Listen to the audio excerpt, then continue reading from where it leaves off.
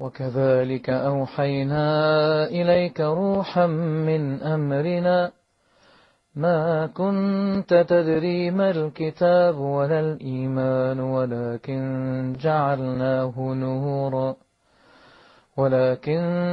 جعلناه نورا نهدي به من نشاء من عبادنا وإنك لتهدي إلى صراط مستقيم صراط الله الذي له ما في السماوات وما في الأرض ألا إلى الله تصير الأمور. After those long dark nights, now my world is bright. Islam is my sight. Now I found the light. After those long dark nights, now my world is bright. Islam is my sight. Now my world is bright. Islam is my sight. To all our viewers around the world, Assalamu alaikum wa rahmatullahi wa barakatuh, and welcome to this week's edition of The Straight Path. I'm your host, Fuad Muhammad. Well, tonight on The Straight Path, we are privileged to have a very special person with us, one that was born into a Christian family, all the way from Texas, America. He is now one of the biggest da'is, calling everyone actually who he meets to the word, to the truth, to Al-Islam. Who's the special guy? Sheikh Yusuf Estes. Assalamu alaikum, Sheikh, and welcome to the show. How are you? Alhamdulillah. I'm kind of surprised to be here tonight. We've been working with Huda making these TV shows, and for you to invite me on this program tonight was kind of a surprise to me. I didn't know that... Really? Well, actually, we have something bigger than that for you. Really? You want to make some more shows, right? Actually, bigger than that, Sheikh.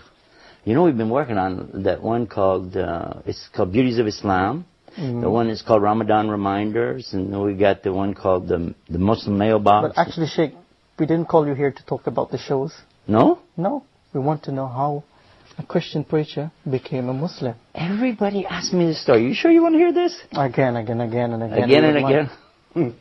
Ever since 1991, so many people ask me this, I decided to put up a website on the internet that tells the story.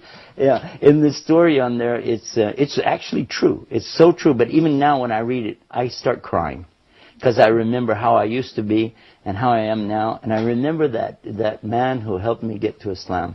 But I'm getting ahead of myself. If you want to know, I can tell you this story. It all started when my father told me that we're going to start doing business with a man who's from Egypt. Oh, really? I got excited. I said, okay, Egypt, that's the land of the pyramids and the Sphinx. You know, they call him Abu Hol. Yeah. And this is going to be like Nile River, and was that the Cleopatra? Yes. I said, I could just see business cards now with those pyramids on it, camels and all this kind of...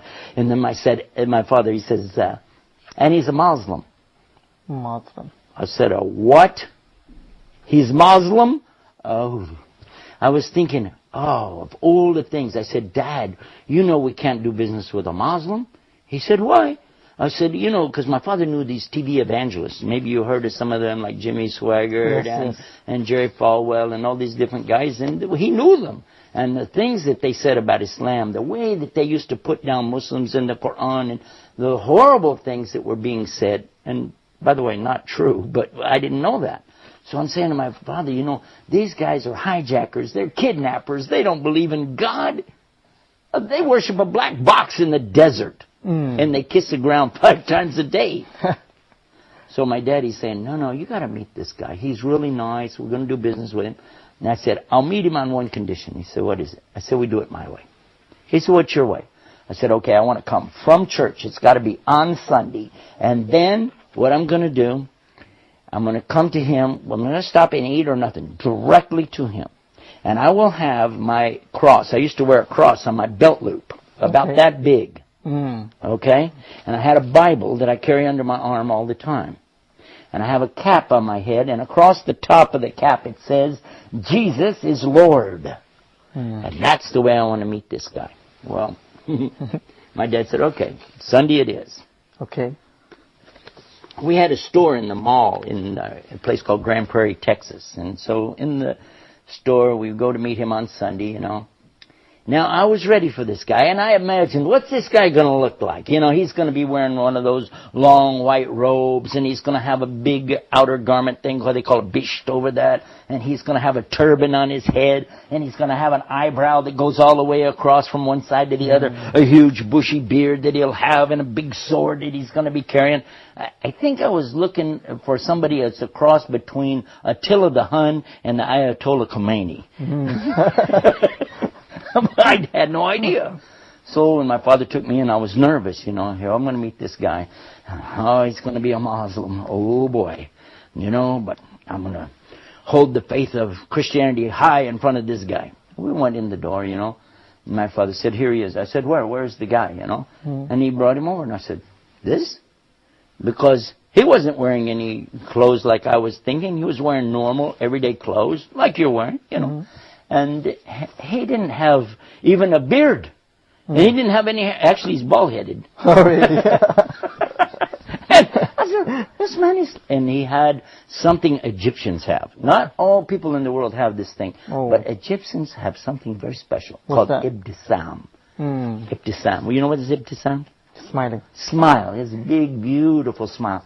And I couldn't help but be caught by this smile. And when I shook hands with him, I said, this is a nice guy. I don't know why, I just felt like he's a nice guy, you know. Forgot everything about being Muslim. It just kind of went out the door just by meeting him. I like to mention this because I want Muslims to know that you need to get out and meet people more. Don't be so reserved. Don't be scared. Don't be afraid to be yourself. Yeah. Because when more people meet Muslims and know real Muslims, then they'll know that this baloney that's going on in the media is just that, a bunch of baloney. But anyway, I'll come back to the story because you asked me. Next thing, immediately after I meet him, hello, how are you? I said, do you believe in God? Just like that. He said, well, yes. I mean, God, though. Do you believe in God? He said, yes. I said, yeah, but the God of Adam. You know about Adam? Yes.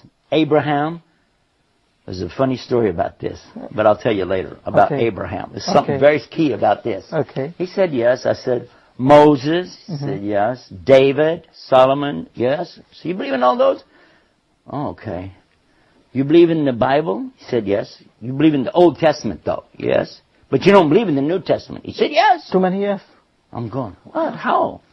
I said, yeah, but you don't believe in Jesus. He said, yes. I'm going, what? That's not what we heard. I did not hear it that way.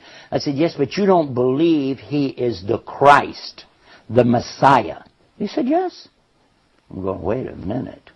But you don't believe he's with God. He's going to come back in the last days. He said, yes.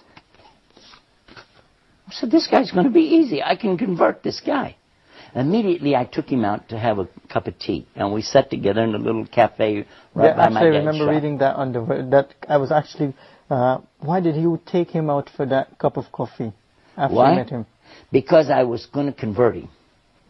That was it. This was the yes guy. Right there the first day. I said, wouldn't that be something? I can convert him on the first day. Wow. I was ready. You had ambitions. I mean, that boy, I'm going to get him now. So I started talking about Abraham. I'm telling him the story of Abraham and his son Ishmael, his son Ishaq, you know, Isaac as we call him in English. And the story of how Abraham has to sacrifice his son. And he's sitting there going, yes, that's what we believe. We believe that. I said, yes, but what about this point right here where a ram has to come in and be the salvation because there's the substitute and it's so and so. And I'm going on. And he said, yes, we believe that. I was thinking, now, wait a minute. I had talked to another priest friend of mine. Okay. He's not a priest, he's a preacher for the born-again Christians. And he told me to be real careful with these Muslims. But for sure he was telling me, read this to them because they don't believe this. And he was saying he did believe it. I was thinking, So step by step I was thinking, you know, we can do this. I went back to my father. I said, Dad, I want us to do business with this guy. My father said, okay, great. I said, because I can convert him. And my father, he's so sweet. He said, leave him alone. He has his religion. We have our religion. He's a nice person. Just, you don't need to convert people. I said, no, this is our mission. We have to save people to the Lord. My dad said, listen, it's up to him to save the people, okay? SubhanAllah. Yeah, my dad said that. I'm thinking, no, I got to convert this guy. So we start doing business. Why were you so eager to convert him? Why? Huh? Why were you so eager to convert him? Well, to be honest about the thing, you see, I was out on the streets going around doing what we'd call in English, Arabic, when we Muslims, we say street dawah. That's what I used to do as a Christian. I would be in the streets and I would have my Bible and I would witness. They call it witnessing, you know. Yeah. I think that's a good comparison, witness, dawah. And I would go up to people like drug dealers or prostitutes in the street. Anybody, I see them, they're downtrodden, poor, they don't have a home. If I have anything, if I have some money, I will give it to them. And well, they're saying, oh, thank you, and give them some food, anything. And then at the same time, I start bringing them the message of the Bible. And I would quote to them many of the scriptures in the Bible, the good things, the things we as Muslims know, or, you know, we should do it too. You know, there's no doubt about it. These are good teachings, very moral and upright things. And so as I was doing these things, I felt a need to call the people to Jesus. Yes. And that's what I wanted to do with this man. And I was told these Muslims are very dangerous people. They don't believe like we believe, and they're, you know, just stay away from them. And I've been warned in a number of times. By your friends? Yeah, by other preachers, actually. Preachers. Yeah. So then the next thing that happens, we start traveling together. This gentleman from Egypt, I can't remember the name of the city he's from, but anyway. So as we're traveling together, working together, I watched his character and I thought, wow. Every time it was time for him to do what he calls salah. Salah means like the connection between you and Allah. And it doesn't really mean prayer. It's bigger than that, but you know that. Anyway, so he would stop. Whatever we're doing, he'd say, excuse me for a few minutes. And I would watch him. And we're doing business. We're trying to do this. Here he goes. Walk over there and you'd see him and bowing and putting his head on the ground. And in the moment he would put his head on the ground, I'd say, look at this. This is so unbelievable. A human being, a strong man, who's willing to humble himself to put his head in the dirt in front of his Lord. This is an amazing religion. If you can get a human being to humble themselves like that in front of God, like this, and fasting, not eating, not drinking during the daylight hours, I didn't imagine to see something like this. And then, on top of that, here is a man who had some moral teachings about him that, and I can't even describe it even now, but I'll give you an example and let you think about this. Watch this. One day, I had two little daughters, one about this big and one a little bit bigger than that, I guess, you know. And so to the older of the two, she's about 5 or 6, I guess, he says to her, would you like to borrow $1? And I thought, borrow $1? What's that? You want to give a kid $1? Give him $1. What's this borrow $1 thing? 5 years old she was at that time. So he gave her the $1, and I told him thank you for that. I was thinking, because in Texas we actually say, hey, can I borrow $1? Borrow $10, borrow 20. We don't mean we're going to ever pay it back, by the way. That's the kind of borrowing we were talking about. A few days later, he asked her if she had any money. She had like 4 quarters, something like that. And he said, okay, give it back. This is the $1 you owe me. And I thought, oh, how tacky. Who's this man, you know? And I asked him, I said, what's that? He said, well, do you remember another time that I borrowed $1 from her and I paid her back? I did remember that. Yeah, one time he asked her for $1 and I thought that was tacky. But then he gave it back. And now he's asking her to pay it back. And I'm asking him, what's this about? He said, it's training the children to learn the responsibility of the value of the money and the value of your word and how you live up to what you say you're going to do.